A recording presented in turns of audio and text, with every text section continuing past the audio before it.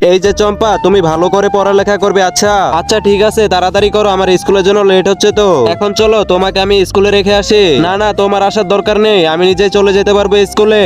আচ্ছা ঠিক আছে, দেখে শুনে যাস কিন্তু স্কুলে। ঠিক আছে। এই যে চম্পা আম্মু, আমি চলে এসেছি। আরে এই যে দেখ, এর অন্ধ আম্মু চলে এসেছে।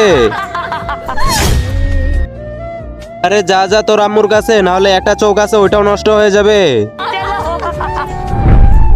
আম্মু, তোমাকে আমি বলেছিলাম না স্কুলে না আসতে, তুমি আসলে কেন?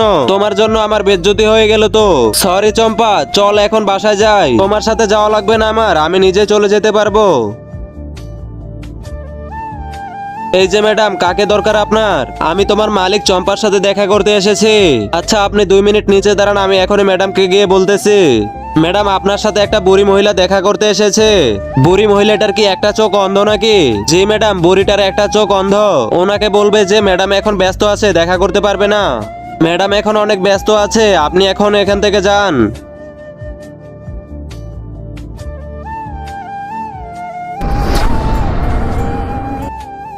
হ্যালো। ম্যাডাম, আপনার আম্মু মারা গেছে, তাড়াতাড়ি আপনি দেখা করতে চলে আসুন। আরে শিট, এখন এই বুড়িটাকে মরতে হলো বুঝি, আর সময় পেল না। আল্লাহর নামটি দেখে যে এড়িয়ে যাবে তার মনের ইচ্ছা কখনোই পূরণ হবে না। তাই আল্লাহর এই নামটির জন্য একটি লাইক এবং সাবস্ক্রাইব করে যাও।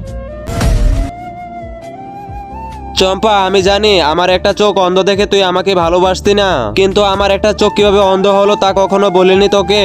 আজকে আমি বলতে চাই, তুই যখন অনেক ছোট ছিলি তখন খেলতে গিয়ে তোর একটা চোখ অন্ধ হয়ে যায়। ডাক্তাররা বলেছিল তোর চোখটা কখনো ঠিক হবে না, তার কারণে আমার চোখটা তোকে দান করে দেই। মা, আমার অনেক বড় ভুল হয়ে গেছে, প্লিজ আমাকে মাফ করে দাও তুমি। আমি অনেক দুঃখিত মা, আমাকে মাফ করে দাও।